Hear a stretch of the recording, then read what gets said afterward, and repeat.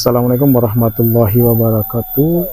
Ya sahabat Gus Bro, dimanapun Anda berada, kesempatan kali ini saya berada di Punden Kramat ya.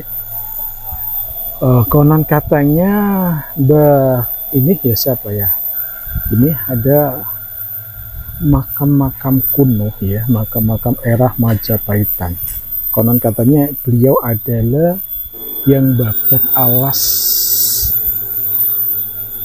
ya, yang babat alas desa sini ya. Ini dusun apa itu, Tenggilis atau enggak saya, Tenggilis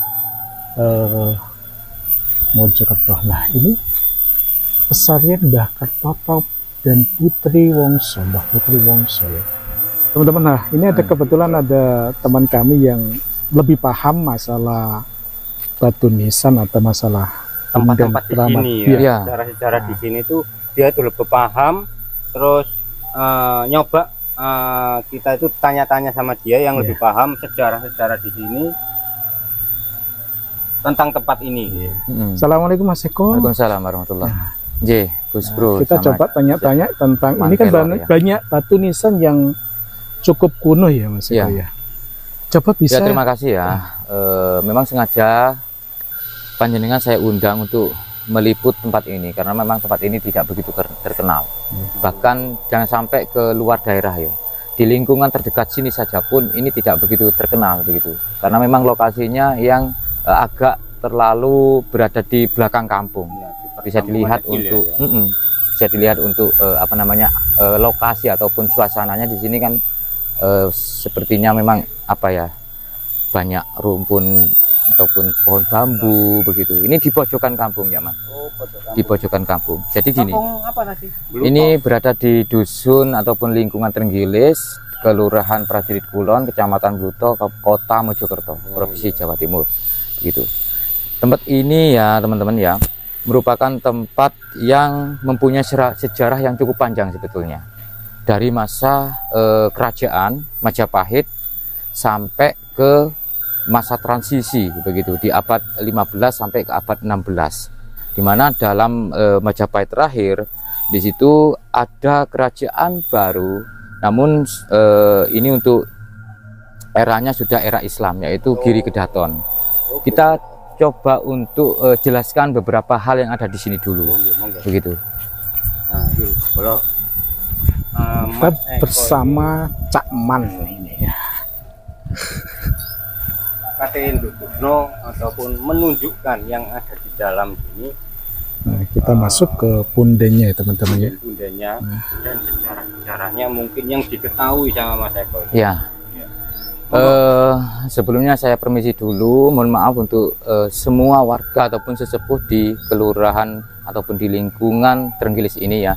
Saya hanya sekedar untuk melanjutkan cerita yang saya tampung dari beberapa tutur warga. Bahwasanya ini merupakan pesarian dari Mbah Kerto dan Putri Wongso. Oh, Mbah Kerto. Ya. Dua ini. Ada dua. Mbah Kerto ini menurut dari cerita tutur begitu, cerita turun temurun, merupakan sesepuh yang mengawali dari daerah sini. Artinya sing babat alas gitu zaman. Terus adanya Putri Wongso. Putri Wongso ini merupakan seorang putri begitu yang mengembara dari Demak melewati jalur selatan, berlayar berlabuh di Blitar. Setelah berlabuh di Blitar, melanjutkan perjalanan sampailah ke tempat sini. Dari tempat sinilah si Putri Wongso ini tidak sengaja begitu memakan buah trenggulun. Buah trenggulun. Buah trenggulun ini seperti yang ada di depan ataupun di belakang dari tempat ini. Ini teman. Ini adalah buah trenggulun. Karena mungkin di daerah sana tidak ada buah trenggulun itu tadi, sehingga mungkin ketika memakan buah trenggulun ini mungkin perutnya tidak tawar gitu, sehingga mengalami sakit.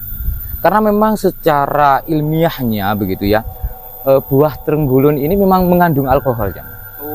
Ketika orang yang makan terlalu banyak maka dia pasti mabuk, pusing, perut sakit. Itu memang sesuatu yang nyata begitu. Nah, nyampe sini memakan buah trenggulun, beliaunya sakit, dirawatlah oleh Mbah Kerto. Mbah Kerto ini suatu ataupun sosok sesepuh yang sudah mumpuni di bidang agama maupun mungkin di bidang kepemerintahan begitu ya. Nah, dirawat di sini sehingga lambat laun bertambahnya zaman tempat ini menjadi ramai begitu. Kita coba masuk saja ya. Assalamualaikum ya ahli kubur. Assalamualaikum. Kita lepas alas kaki dulu. Nah, di sini teman-teman ya. Di depan ini ada salah satu makam begitu yang ada hubungannya dengan Giri Kedaton. Tapi ini skip dulu, kita langsung ke beliaunya saja. Bu.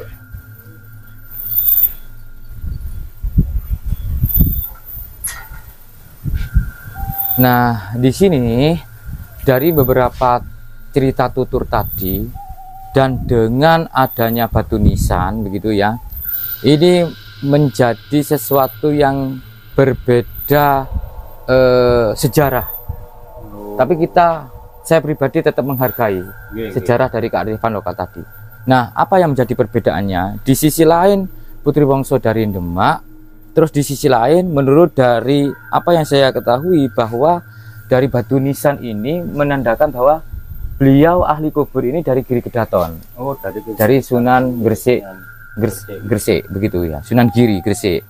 Mungkin kalau melihat dari batu nisannya, beliau ini adalah seorang utusan dari Giri Kedaton begitu. Nah, kenapa? Karena ini batu nisannya memakai kurawal. Kurawal ini menjadi pakem nisan dari Giri Kedaton.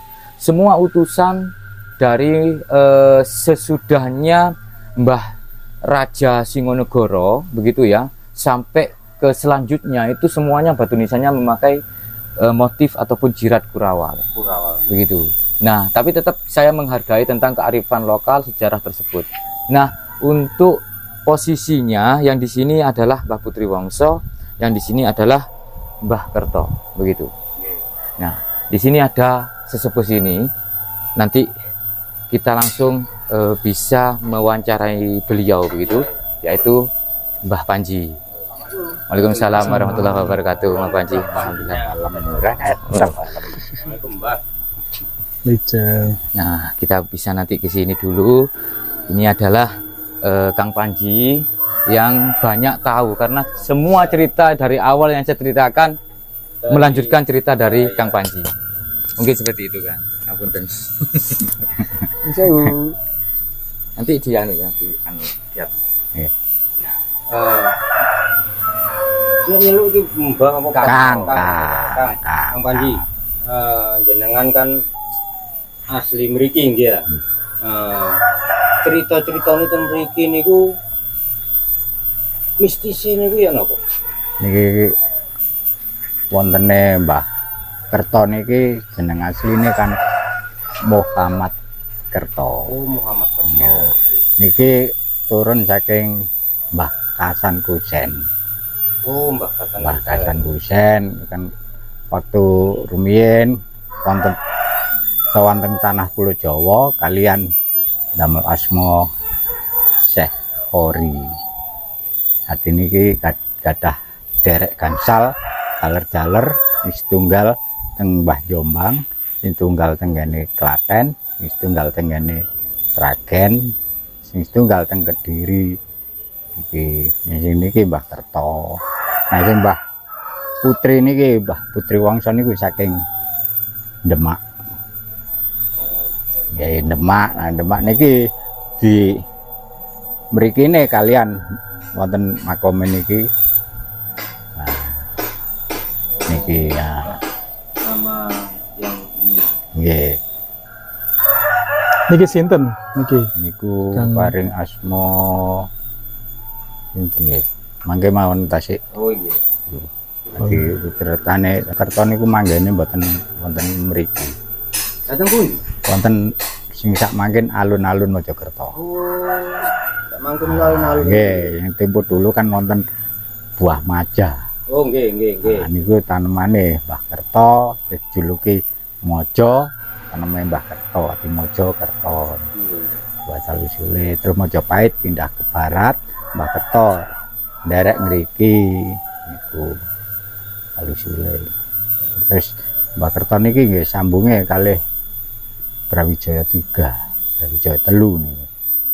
Mbah Kerto. Brawijaya 3 niku. Brawijaya telu niku kan boten purun dados ratu. Ngoten terus damel dijuluk Mbah Gonolono. Menawi wonten sing mastani asma Mbah Gonolono niku sing asline Brawijaya telu niku. Terus nek sing Brawijaya 5 Sunan Lawu. Lah niku Sunan Lawu niku penobatane masuk Islam damel jeneng Sunan Lawu, tapi pun turun gunung damel jeneng Syekh Abdurrahman sing makome sak mangkin wonten puncake Penanggungan. Oh, sak mangkin. Nah, nek jenengan sowan mriku monggo. Nggih. Niki wonten sing ningali penjaga-penjaga mriki KIP niku Nek masalah KIP kula mboten nelusuri. Wonten sing tiyang sing sowan mriki diketingali macan ta napa? Mboten. Nek KIP teng Mbah Kerton iki kan kagungan ingon-ingon Trenggiling. Oh, Trenggiling. Nah, Trenggiling putri niku. Terus tanemane Trenggulun kembar niku. Trenggiling ya Trenggiling kembar, makanya dijenengno Trenggilis. Ini ku asal usule mriki. Terus engkang ten Jawi niku makamipun Sedaya niki kan makame prajurit Demak. Oh, prajurit termasuk Nah, prajurit. jenengan tingali teng makam tenggane Sunan Bonang, teng Sunan niku sedaya kan ukel bentuk. Nggih, nggih. Sarean napa maesan niku. Niki nggih asline nggih maesane Mbah Kerton sak maentan ageng ilang. Ngapunten, berarti kawasan mriki niku Area makam. Besarean nggih. Nggih, area makam. Cuma karena tangan-tangan jahil, maesan niku kada dicolongi tiyang. Kan nek didamel kan batune kan sae. Nggih, ngene. Nggih, mangkane niku kuwata tumpuk coba. Ah, nyelametaken wong-wong niku dituwumpuk ngaten. Cara ngoten cak mboten ilang. Jangan sampai kita itu mengusik sejarah. Mungkin bisa jadi pengajaran untuk anak cucu kita yang akan datang. Bisa ada cerita bahwa di Mojokerto ada sebuah cerita kayak gini. Kalau nggak ada sisa-sisa kan susah untuk menceritakan. Nggih, ngoten Pak. Nggih. Kersane Ya mangke para budayawan mana nggih kerjasama sing sae atingken das pundi kan persepsine tiyang kan mboten padha, penerawangane tiyang nggih mboten padha. Ya, terus niki memang dikumpulaken nggih. Nggih, dikumpul cek mboten ilang kok ngoten tok. Nggih. Niki maes-maesan niki itu cek. Nggih, Nggih, pating jangkelang niku, pating glendang ngoten niku. Nggih. Kang, matur nuwun, kula tak Nggih. plutus-plutus. Tak melanjutkan. Ya. Wah. Ningali-ningali pohon Trenggulun niki ya napa kula. Oh, nggih. Pohon Trenggulun iki jenisé buah kados napa? Buah kados keres. Oh, kados keres ngoten. Nggih. Rasane nggih enak. Mboten pahit ngoten. Mboten. Kok enten boy. Napa bener? Nek mangan ngoten kutur terus saged glegeken ngoten. Oh, ngoten. Napa bener mengandung niki napa narani apa Kang? Alkohol nggih, bener. Nggih nek kakatan. Walah. Tapi kok apa nek kakanan yen Nggih. Nggih. Berlebihan itu tidak Nggih, Nggih. Masih sego mau nek kakean nggih melaka. bledak. Nggih, Kang Panji, Nggih, matur nuwun nggih. informasinya nggih. Terima kasih. Ya teman-teman, coba kita keliling ya. Ini tadi banyak batu bata kuno ya. Ini banyak batu bata kuno ya. Kemungkinan ini banyak batu bata kuno yang sudah terpecah belah menjadi banyak dan banyak makam-makam kuno. Nah ini dulunya ini banyak ya karena banyak yang hilang, banyak yang mencabut, jadi oleh masyarakat sini diamankan untuk dijaga.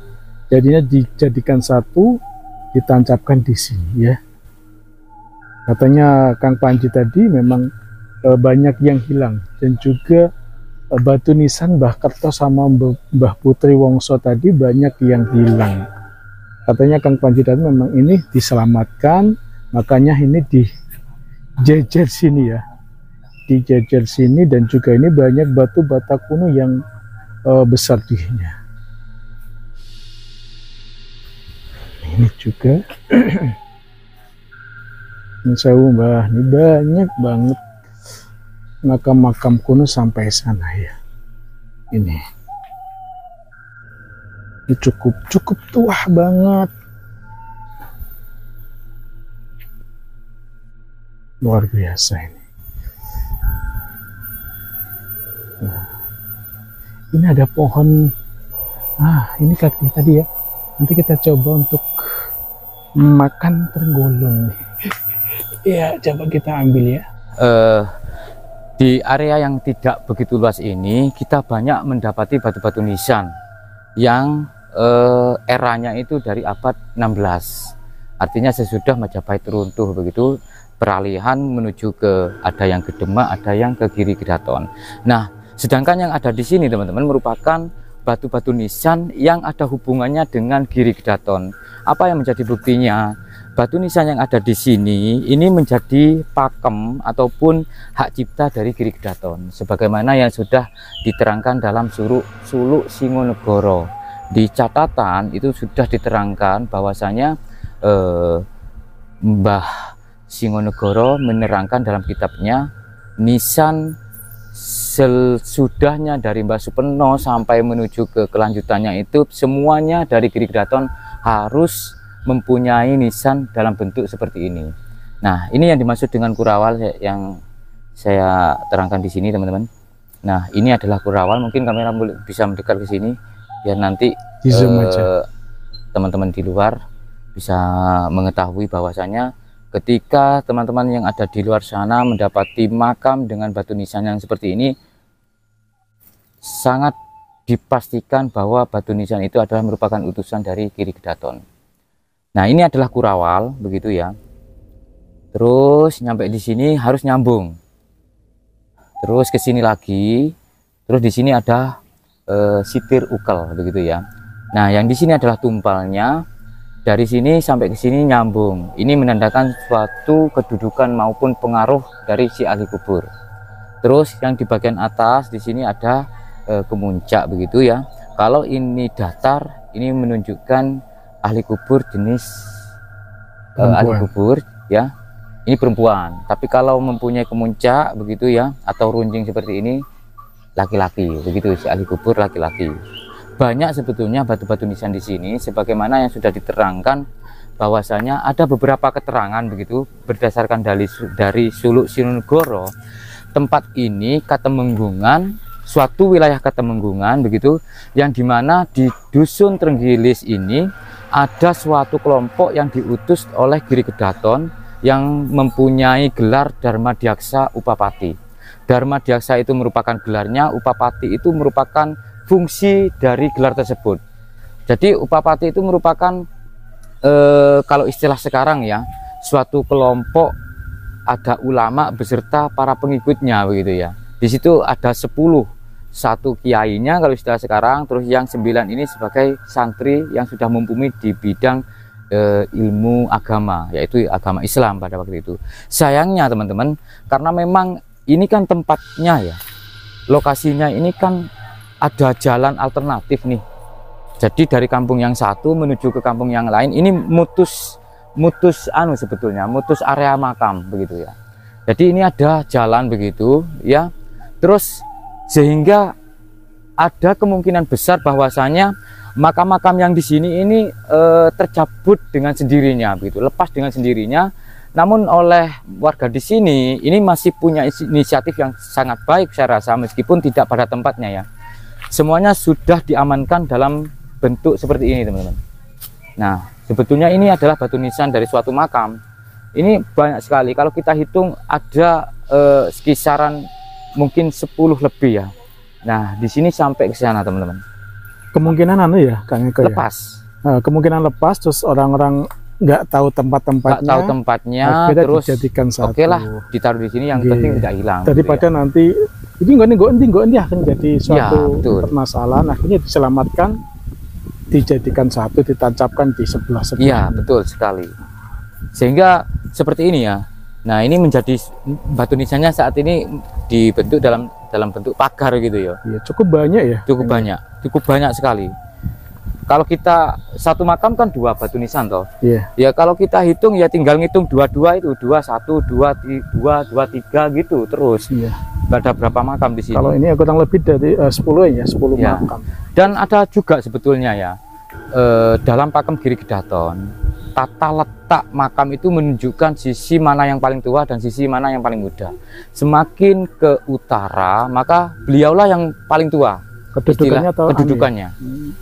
Jadi kita tinggal melihat saja. Kalau memang di sini ini kan makam baru sudah ya, mungkin makam warga begitu ya. Ini kan di sisi paling utara begitu ya. Ini pasti paling utara. Kalau kita ingin melihat siapa yang paling sepuh atau siapa yang paling tua, kita lihat saja di sini. Karena saya juga mendapati di sini teman-teman.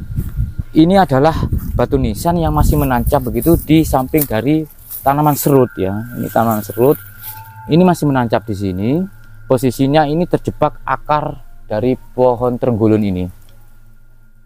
Ini laki-laki, cuman dia batu nisannya lebih kecil begitu ya. Nah, pertanyaannya adalah apakah ini merupakan batu nisan yang lepas terus tertancap lagi karena kondisi alam begitu, atau memang kondisi aslinya memang sudah tertancap? Kalau ini kondisinya asli memang sudah tertancap, ya berarti ini yang paling sepuh begitu. Bukan berarti Mbah Kerto tidak sepuh, karena beliau ini, Mbah Kerto ini yang ada di dalam cungkup ini adalah tuan rumah gitu ya. Artinya yang babat alas pasti tetap dia yang paling sepuh begitu. Tapi secara letak dari konsep penataan batu nisan ataupun makam di Giri Gedaton, beliau yang paling sepuh. Kalau ini tertancap asli atau kondisi asli dari sejak dulu gitu. Tapi kalau ini lepasan berarti ini tetap yang paling sepuh, karena ini yang paling utara. Terus kalau kita coba ke sini teman-teman ya. Nah, kalau kita awas ya, ojo nginjak iki. Tak boleh ya. Iki wis tak incer ket mau. Ya. Ojo nginjak iki. Aku deting pir. Nah, ya, pun nggih, pun anu nggih. Oh iya Kang Iko. Ini kan mungkin ada yang penasaran perbedaan di antara laki-laki dan perempuan. Nah, ini kayaknya ada satu yang beda nih. Betul Kang. sekali. Nah, ini ya. Ini kan kebanyakan kayaknya ada puncaknya, puncak ya. Bentuk, ketebalan beserta motif itu menentukan siapa ahli kubur. Jadi itulah menjadi sesuatu yang kejeniusan dari leluhur. Kita bisa mendeteksi, kita bisa membaca ahli kubur ini siapa, terus apakah dia perempuan ataupun laki-laki, terus kedudukannya seperti apa. Satu contoh kita bisa membandingkan. Ini kan lebih kecil, terus ini yang lebih besar, ya kan? Ini yang kecil, ini yang lebih besar. Artinya kedudukannya pasti lebih tinggi ini. Terus ini kan rata, berarti ini perempuan. Itu yang membedakan ya? Ya, betul sekali. Mungkin ada penonton yang penasaran, ini sing wedok, ini sing mana? Ini kan runcing atau kemuncak namanya. Ini berarti laki-laki. Terus semakin tebal, artinya semakin kekar begitu, ibarat fisik ya, tubuh ya. Maka dia semakin menunjukkan kedudukannya lebih besar dan lebih berpengaruh di zamannya. Satu contohnya ini. Nah, ini kan Mas pindahannya. Kita coba ke tempat asli deh. Oke, siap. Ayo. Saya Mbak. Mungkin ini. Nah, dia kalau semakin ke selatan, berarti kedudukannya lebih muda, lebih rendah katakan ya. Artinya pengikutnya ataupun santrinya begitu ya. Nah, ini teman-teman. Nah, saya jelaskan bahwasanya jenis nisan dengan jirat ataupun motif kurawal ya, saya pertegas lagi, menjadi pakem dari batu nisan utusan dari Giri Gedaton. Nah, sebetulnya ada yang terselip di sini, sesuatu simbol-simbol tertentu ya, mungkin bisa mendekat. Kalau dalam keterangan dari suluk Simonegoro yang sudah diwariskan oleh Mbah Simonegoro, ini mim, ini ha, terus ini mim, ini dal. Kalau dibaca Muhammad. Itu yang pertama. Yang kedua, cara beliau mendesain nisan Kurawal ini itu merupakan manifestasi dari bentuk relief yang ada di Candi Sukuh. Itu di depannya itu kan ada itu seperti relief seperti ini, cuman bentuknya lebih besar. Namun dalam Hindu Siwa, Hindu Buddha, di depan dari Candi Sukuh itu kan ada seperti gambar unggas, naga ataupun bentuk-bentuk relief makhluk begitu ya. Tapi di dalam era Islam itu sudah ditiadakan begitu, disitir namanya, sehingga tidak ada lagi batu nisan dengan penggambaran suatu makhluk begitu, teman-teman. Sayangnya ini kan memang sudah ada perubahan yang cukup signifikan begitu ya, besar perubahannya. Batu nisannya tercabut, batu nisannya sudah dipindahkan, tapi dari sinilah kita bisa membuka sejarah lagi. Saya mengharapkan warga sini melihat video ini ya, bahwasanya batu-batu nisan ini merupakan utusan dari Girigdaton.